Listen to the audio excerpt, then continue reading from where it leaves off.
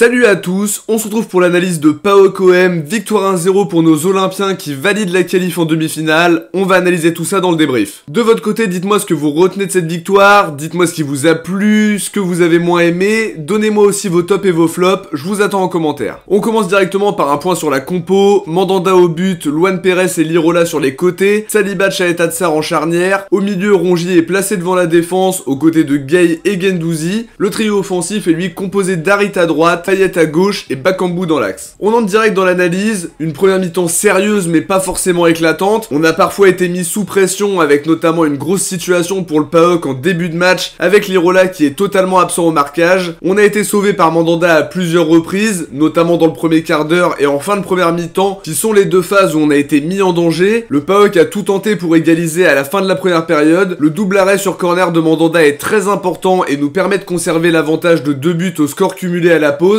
La gestion des temps faibles a été plutôt bonne, grâce à Mandanda en particulier qui a sorti des arrêts de grande classe. Par contre, je trouve qu'on aurait pu mieux gérer nos contre-attaques, pas mal de déchets techniques de la part d'Harit, Bakambu a du mal à être trouvé et c'est pas toujours très bien positionné non plus. On a failli voir un beau contre son camp côté PAOK, en tout cas on a fait l'essentiel en marquant un but très important qui permettait d'avoir un petit matelas de sécurité au score cumulé. L'action est très bien construite avec un trio Bakambu, Guendouzi à la dernière passe et Payet pour mettre la clim dans le stade. On a vu quand même qu'il fallait faire attention parce qu'ils ont eu des situations pas toujours bien gérées, de notre côté on avait toujours un joueur pour s'interposer, on a su être vigilant mais on a vu quand même qu'ils étaient capables de poser des problèmes. En deuxième on a vu quand même pas mal de déchets techniques côté grec, ça les a empêchés d'aller réduire l'écart. De notre côté il y avait toujours un énorme Steve Mandanda qui en a sorti encore plusieurs en deuxième, on a eu quelques occasions, celle de Bakambu au retour des vestiaires, le bon centre de Gueye qui est intercepté par un défenseur du PAOK. Dans l'ensemble on a vu une bonne maîtrise collective de la part des Marseillais et finalement on remplit leur mission. La qualif est acquise alors qu'on promettait l'enfer aux Marseillais en termes d'ambiance. On était finalement bien loin de ça et le but de Payet y est pour beaucoup. On a fait preuve de réalisme en marquant sur notre seul tir cadré. Derrière défensivement on a été plutôt solide avec Mandanda en dernier rempart. Deuxième clean sheet d'affilée, c'est aussi très positif avec un groupe très amoindri avec plusieurs suspendus et pas mal de jeunes pour garnir le groupe. L'OM a fait ce qu'il fallait, cap maintenant sur le déplacement au parc avant d'aborder une demi-finale de Coupe d'Europe contre Feyenoord. On enchaîne sur les tops et les flops. Pour les tops, le premier qui me vient en tête c'est Mandanda qui fait un match énorme, décisif à tellement de reprises, j'arrive même plus à les compter. Il a marqué de très gros points ce soir et probablement que la concurrence est largement relancée entre lui et Paul Lopez.